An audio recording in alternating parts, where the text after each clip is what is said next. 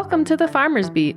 This week we have a guest episode by our friends at California Certified Organic Farmers Foundation, or CCOF Foundation. Thanks for tuning in, and now let's hear the story they have to share this week.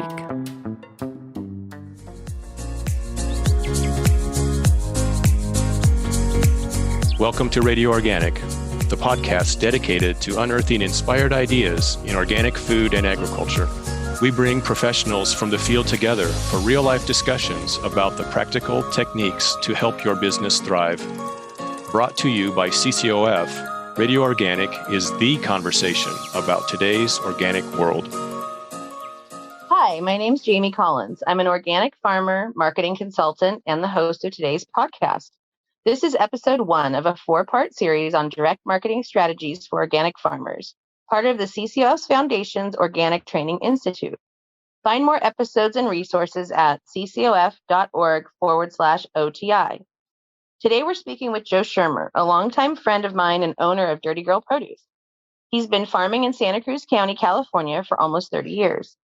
On his 40-acre farm, Joe grows over 20 varieties of fruits and vegetables. His specialty is dry farm tomatoes, and he's developed his own variety called the Dirty Girl. He sells his produce to customers and restaurants at 10 farmers markets in Santa Cruz, Berkeley, and San Francisco. At the beginning of the COVID-19 pandemic, Joe started a direct-to-consumer farm box program to make up for loss of sales at restaurants and farmers markets. He also entered the pandemic holding over $100,000 in outstanding invoices. This got him thinking about farm financing systems and spurred him to change the way he operates his business. Today, we'll hear what changes he's made and how it continues to influence how he runs his business. Hi, Joe. Good to see you today. Welcome to Radio Organic. Thanks, Jamie. Great to be here. Let's start off talking about your online sales platform. I know when you and I talked a few months into the pandemic, you'd lost your main worker that managed accounts and inventory. You said her phone was always blowing up with orders. That was something you couldn't take on with all that was on your plate. But you were able to find a sales software that streamlined your sales and your invoicing process. What were the key things that the software provided that allowed you to function with less staff? What happened during the pandemic was, essentially restaurants shut down. We were really relying on our restaurant accounts and farmers markets. We didn't know if farmers markets were going to close down. I mean, obviously some people didn't go to farmers markets, so they slowed down, but eventually they picked back up. And so it allowed us in that time to start delivering, like people really were after home delivery in the beginning of the pandemic. And of course, we're still doing it now. So it allowed us to coordinate routing, how to coordinate the days of the week that people are going to get their boxes, who's going to get what, how people are going to pay. I mean, the whole thing is so complex that, normal CSAs and people that do deliveries and stuff like that, they've taken years to develop their system, and we just jumped right in. So it allowed us to coordinate all of the moving parts of changing our sales strategy, basically. And we had 5-day-a-week deliveries that we didn't have before. And of course, we had all these pickup sites throughout Santa Cruz and the San Francisco East Bay, where people were picking up farm boxes and strawberry boxes and tomato jars and whatever we were selling. So, that's a lot of coordinating, and we started off without anything, and we were doing it by hand, on scratching it out on pieces of paper and using social media and using, other means to pay for it. And it was just really, really complicated. So when I just spent some time, really trying to shop around and see what's out there. And of course, I've been approached by most all of these online platforms in the past, and I was kind of like why fix it if it's not broken kind of thing. But I still gave it a listen. I went through the tours. I checked it out. Okay, good. So I was at least a little bit ahead, even though we weren't using an active CSA. So we jumped in, and it allowed for all that complexity, a huge learning curve to, be doing all this stuff in a different way and change it. But, we could set live inventories, we were getting everybody to pay up front, which is huge, more like a CSA, where you're getting paid up front instead of waiting 30 days. And then it really allowed us to sell all the leftover stuff that was at the market, especially in a time when, all these restaurants were in crisis. We discounted heavily produce that, was in really good shape, but it came back from markets. And that's been one of our most popular items that people buy because the price point's really good and it's still, in my opinion, just as good. It's what I eat when I get food out of the cooler, Yeah. That's really great. It sounds like it was super helpful for you, especially when you needed the help. And I know during this time you realized that giving the restaurants account terms was a weak link in uncertain times since the restaurant industry was so impacted by the pandemic. And I know typically farms invoice restaurants with 30 days. So it's easy to see how you could get, have so many outstanding invoices out there at the beginning of COVID. Your switch to sales software meant that customers were required to pay up front to secure an order. I know that's different than what they were used to. So what was the reaction when you decided to make the change? Did you lose any customers? It's hard to say if we really lost customers. I mean, there was such a big upheaval in the restaurant industry. I mean, there were so many restaurants that went under and then so many that just have been holding their breath. I don't think that we're out of the woods with the restaurant industry by any stretch of the, I think some people have been racking up credit. They've been looking for PPP loans. They've been, if you had cool landlords that were understanding, or if you could pivot to takeout, just to kind of limp in, then you're good. But I don't think that we're out of it yet, even though people are starting to come back and restaurants are opening. I think it's a huge, huge issue for them. And of course, we had a model of just allowing people, on the receipts that we would write electronically or on paper, we'd say balance due. But really, we'd give people 30 days. We give, some people just pay automatically and they're good. And a lot of people, when you have enough restaurant accounts like we did, we'd have like 50 restaurants that would owe us anywhere from $20 to, a couple $1,000.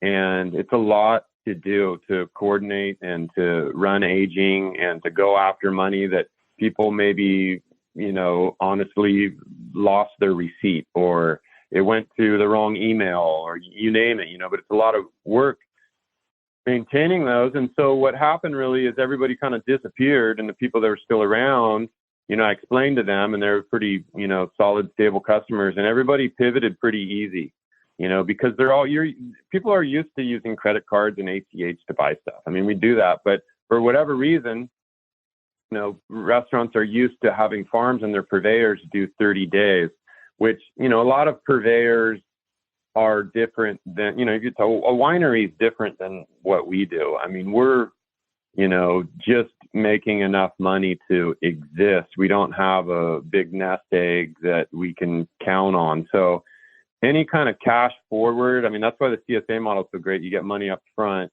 But as soon as we switched over to people placing the order and they pay for it right there, some people tripped on it. Some people just go right away and it's not a problem. And then, and some people are like, well, I have to talk to accounting and accounting has to talk to these people and then back and forth and all kind of, so it's complicated at first. And so we will do terms and I'll place the orders myself, but eventually 2 or 3 times in and they figure it out and then they're on their own. Yeah, that's great. So I can imagine, now that you're in your second season of being paid up front, it's probably super beneficial for your business. How has it benefited your business, if so? Well, the one thing is, I'm not spending time at the end of the month going after everybody for money that they forgot to pay, right?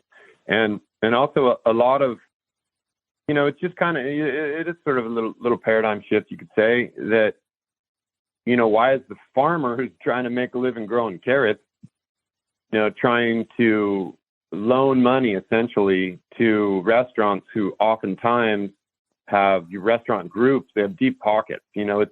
I think that there could be a CSA type model with restaurants where restaurants actually pay their farm that they want to connect with, a chunk of change based on what they think they're going to buy that season and then chip away at it, versus the farm giving the produce and then getting a check later, right? Why should we do that? And in my switching over, I say, hey, if you need 30 days, use your credit card. That's what I do when I run my business, right?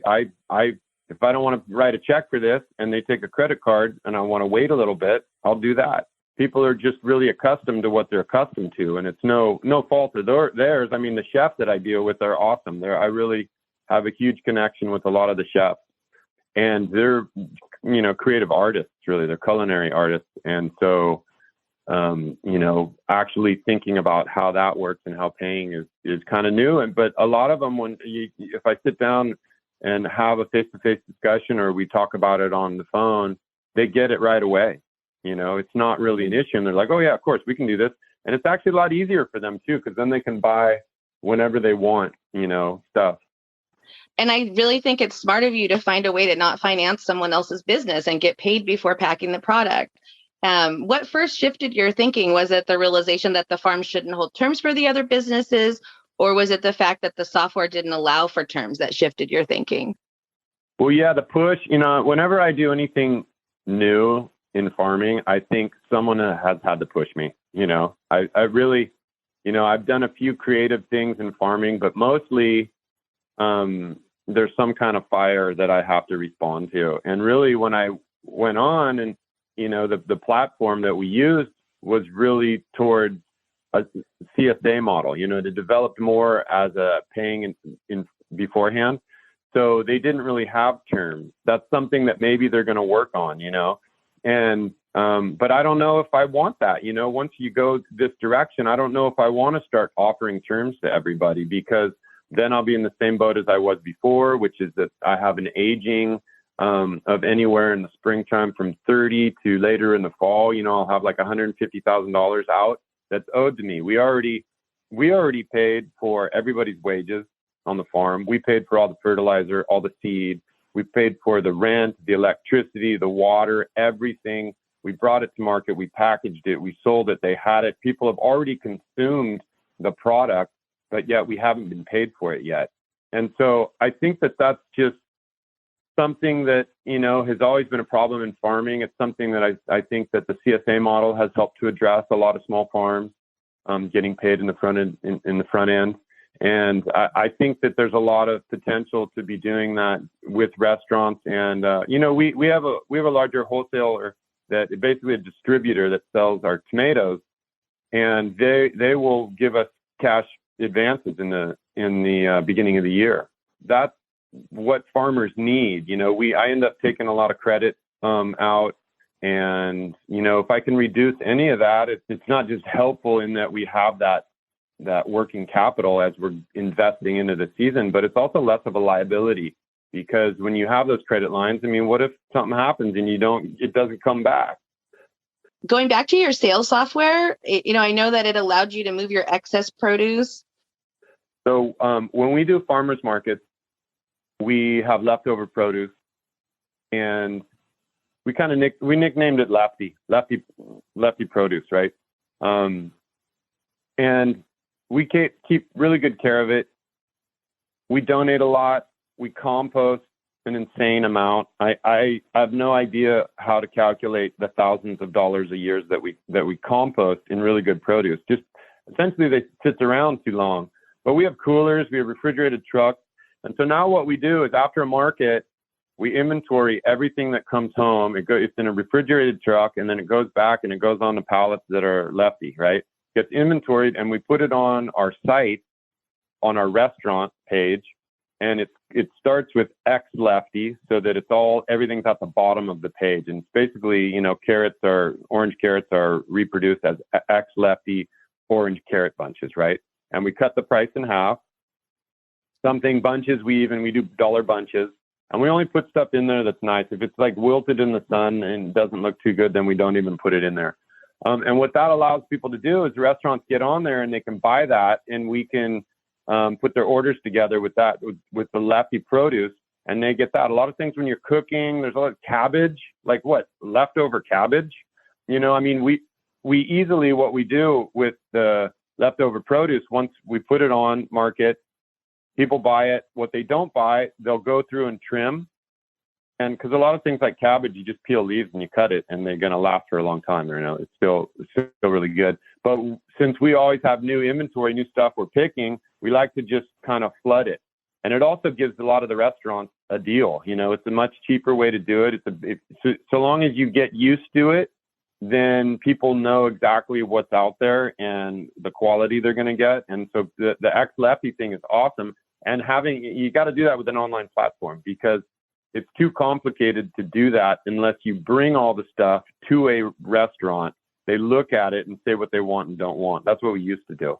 And you do a lot of waste. And we, especially in the pandemic, 2020, we sold almost all of our leftover produce because people wanted it, and it's a good deal and it's good produce. And it also, what happens if we have too much broccoli, for example, well, we'll just load up the ex-lefty broccoli. Won't just say there's 25 pounds, but we'll say there's 500 pounds of broccoli and lefty, so that if someone wants to get it, the inventory doesn't run out. And if we run out, then we just send them nice stuff, And we realize that, sometimes people need a better price break. Every restaurant is different. They're all mostly small businesses. Some have huge, restaurant investors, and some are just mom and pop, and they're just struggling. So it's nice to be able to give people a different price range. It's so great to help the restaurants right now too, especially since they had such a rough year last year. So that's great that you can do that and make it easier for them to access it. You also mentioned that your software allows you to sell small quantities of produce. So as a farmer, I know there's often small bits of interesting produce that everyone would want, but I don't bother offering it because I'd have more takers than I'd have produce. So compared to your old system, how does your new system make it easier to sell off small quantities? Yeah, that's been a huge one, especially with the restaurants, and now the restaurants coming back online. Because during 2020, it was nice to do a big change because everybody, most everybody, if they were in business, it was a very small percentage of what they were doing, so they weren't buying a lot. So it was nice to make that switch, and as people come back, we're reintroducing one by one our system. And so what we used to do is we used to have an email list, and we'd send out an email list once a week, and it would show all the stuff that we have. Well, we grow, 40 varieties on any given week of different row crop vegetables, right? Different, 5 different kinds of beets, 5 different kinds of carrots, 5 different kinds of lettuces, all these, and they're all in different quantities. And when you have a price list that goes out to like 400 people, and you only have a little bit of little gem lettuces, for example, well, you don't put it on the list, because if you put it on the list and you get 3 people and they all want 40 pounds and you only have 40 pounds, well, then you create more work, because then you have to call them back or text them and say, sorry, we're not going to do this, or you have to divide it up, or you have to do something. Versus now what we're able to do is say, hey, I only have 20 pounds of little gem lettuces, put 20 pounds on the list. And then whoever gets that gets it. And then it's sold out. And then with the inventory, we can say, hey, we've got 6 bunches of cilantro flowers, and we put them on there, and they're going to sell, and then that's it. So it gives a whole bunch of buying off. And I think that people really appreciate it. We still field questions about this and that and sizing and quality and sort of stuff. But it's, the vast majority of all the orders that are coming in now, people are just, once they figure out the system and we've talked about it, they're on their own, and they kind of, it's easy to navigate. It's easier. You can, a lot of people work in kitchens and they're off at like midnight or 1 or 2, and then they want to put an order in. You send a text message. At that point, you're not going to know till the next day, noon, whatever. But if you get on our site at 2 a.m, you can check our inventory, you can make a purchase, and you'll have a confirmation right then. Right. So switching to an online sales can be a big shift for a farm. It takes a lot of time to learn and implement a new system. And I know I'm still struggling to learn the one I signed up for. What are 3 of the most important things to consider when choosing an online sales platform? Well, I would say, as anything in farming, is when you want to do something different, make sure you talk to everybody that is doing what you're doing. You don't necessarily need to talk to a cement contractor when you're trying to figure out what bank to go to. You go talk to a farmer, that And it's the same with the online sales. I mean, there's the huge gap between people that are doing it and people that will never do this, because they do it the way they do it, right? So I think you really need to shop around, look at all the possibilities, and get all the suggestions and advice from other farmers that you can, because every small farm that I know does it different. Any other things to consider when choosing an online sales platform? Yeah, when you switch to an online platform sales as a farm, you need to find some platform that deals with farming, for one, which there's a lot of them, but there's also other platforms that deal with any other commerce, any other sales. And so you really need to shop around and see what the options are, and find one that is really trying to find you and help you out, because they're all very different. And the biggest thing that I found in, the spring of 2020, when we were trying to switch over and get online with everything, is the amount of tech support. Because I'm not a tech guy. I mean, I now pretty much have an office job and work in tech as a farmer. That's just how my time is spent, but it's by default. And so I really needed a lot of extra help on doing everything. And I need to be able to, it's like, this is the time I have to get in on the platform and to design stuff, to put in orders, to deal with this stuff. And if I run into a roadblock and I don't know how to proceed, I need to be able to have someone that's right there ready to help me out, right away. And so if not, then what? Then you have to stop what you're doing. You start doing something else. It's just not going to work. So I found a business that really has a lot of tech support, and that was huge. And it's worth paying, because you realize that all the energy you spend in the office doing this stuff is really important time. So, I'd rather pay, usually there's tiered subscriptions in this sort of stuff, based on what you need. And I really went for the highest tier, the most amount of support that I could get, because that's what I needed. And it worked, and it helped. And so I would really go after support. I would go after the different functions, because these different platforms will be catered to different farming styles. If you're heavily CSA, if you're heavily farmers market, if you're heavily wholesale, if you're heavily, restaurant.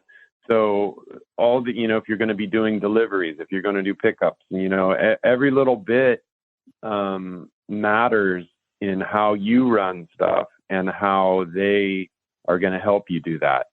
Another thing that happens is, when you do make a big shift, what I've found is part of our shift is not just trying to find someone that rubber stamps the style we do, but we are also changing the way we sold during this. So we needed that kind of guidance to help us move in that direction, which we did. I think that, getting people to pay up front would have been a lot harder for me to establish had the online platform that we use not already been deeply involved in that. That's great. Yeah. Good advice, Joe. Thank you. And as we sign off, you've been a successful farmer for almost 30 years. What recommendations do you have for newer farmers on managing a resilient organic farm? I would try to put as much time as you can into not just learning how to farm, because I think the horticulture comes pretty easy to most people that, get turned on to farming. But the most time that you can spend learning about accounting and business, loans, credit lines, credit cards, all the kind of small business stuff, especially if you can relate it to farming, is going to be huge, and you're going to use all that. If you're going to run the farm, it's very different than if you're going to work on a farm. So anything you can do, the most money you can save. Of course, it always helps if you're born with a lot of money. That really helps you farm. Or if you find money, or, I've noticed people retire from tech money and then they start a farm, and that looks pretty good to me. So, kind of joking, but, save as much money as you can, get into as stable of a situation as you can before you do it. Like the horticulture is easy. The horticulture is easy and it's fun.